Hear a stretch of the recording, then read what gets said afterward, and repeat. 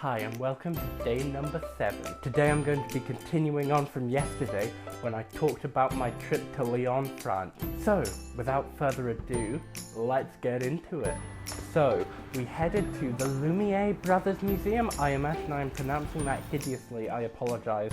I am literally the worst film student ever right now. I think this is a story, correct me if I'm wrong, but they began trying to determine horse racing, so they would take a series of pictures and check, and then someone had the clever idea of putting them all together, and then it would create a moving image.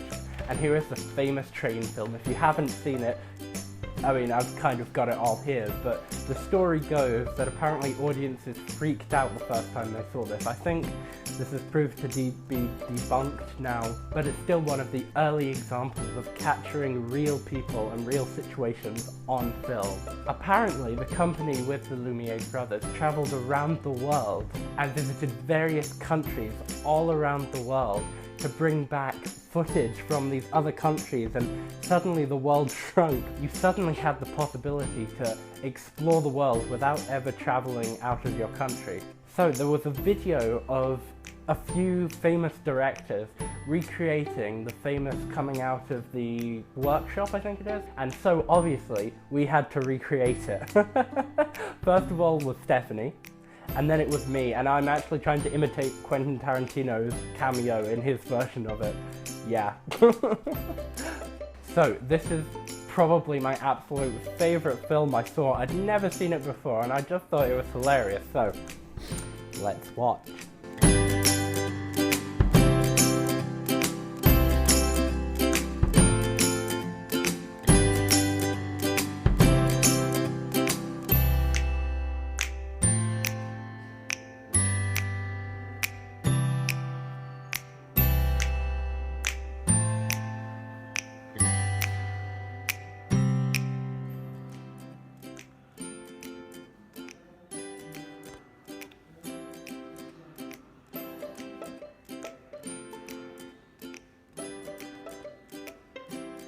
After going to the museum, we headed to Stephanie's uni because I needed to print off some boarding passes, although the keyboards proved quite a bit of trouble because it took me a lot longer than it should have to realise that they used different keyboards to us.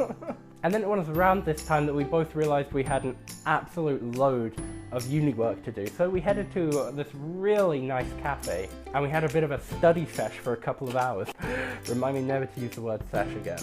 But after that we headed to a really nice Italian restaurant and they had all the names of the food and then they had it in English, and I thought that creme brulee wouldn't really need to be translated into English because it literally translates to burnt cream. But surely they're not going to put that in the menu. Oh, no, okay, no, burnt cream it is. We decided to take a trip on the big wheel, which was an absolute insane idea because it was probably about -1. But we wanted to see Lyon from the sky. Here are some pretty shots I took.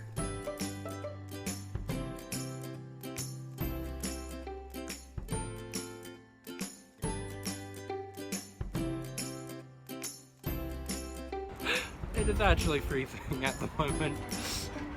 You can see the camera shaking. But it's all worth it for the views. That's at least what we keep telling ourselves. The first time was exciting.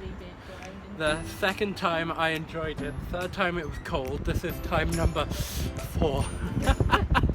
We made it. I'm so cold. After that we went to warm up and there was these weird food things that we had on the plate, and so I decided to try it. It probably wasn't one of my finer moments. I don't want to do it. Don't do it, it's really not that bad. It doesn't taste of anything.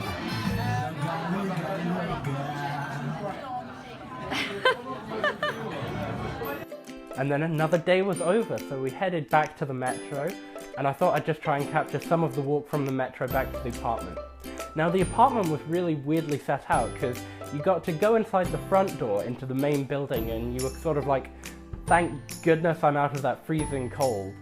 And then you would have to go back outside to actually get to our room, so you would go through a second door back into the outside world that was, you know, about -1, and before you got back into your nice cozy apartment. And in the apartment, we only actually had one cup. So I ended up drinking all my drinks out of bowls, which I think is a traditional French thing to do, maybe? It makes sense because of the wider surface area. It meant you could drink your drink so much quicker. I mean, I might start doing it now. So the next day we decided to head into town and do some shopping. But outside the metro was this absolutely huge market filled with loads of fresh fruit, veg, meat, fish, and pastries. So many pastries. So of course we had to get pain au chocolat, and they were top notch. We headed down to the metro only to realise that yes, in fact there were more strikes on. So we had to quickly think of an alternative method, and eventually after about an hour's journey, which normally takes about 5 minutes I think, we made it to Primark. Yes, that's right, this whole adventure was just to go to Primark, but I managed to buy myself a really comfy Snood, which I've never owned before and I didn't actually know was a thing, but I think I rock the Snood. We then went to meet up with some of Stephanie's friends and decided to try and find our way to a Christmas market. And after what felt like walking the entirety of Lyon, we made it to this quaint little Christmas market that was filled with animals of all things, so it was great to get a nice feel of home. Although the absolutely most exciting part of this whole trip was discovering of this thing. Now, I didn't know how they wrapped Christmas trees, and I hope I'm not the only one out there, but when I saw this, suddenly the world made a bit more sense, and I was like, wow, little did I know that I would actually see this in action, so come back tomorrow to see that. And at the end of the day, I decided to get a traditional crepe from one of the hundreds of stalls we saw. Here's a little time lapse of it, and it was one of the best things I've eaten all day.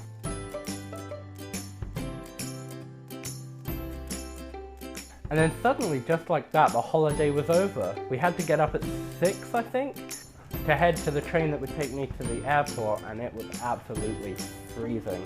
We were so tired. But after a familiar journey home, I finally made it back to Edinburgh.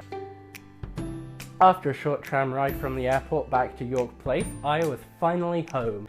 So, that was my quick little journal about my holiday to Lyon in France, which was one of the best experiences I've had in ages. I definitely want to go back there at some point to do everything that we didn't get a chance to do, but that's for another time. So I'd like to invite you to come back tomorrow to see how we put this thing up and see one of those machines in action. Until tomorrow, bye.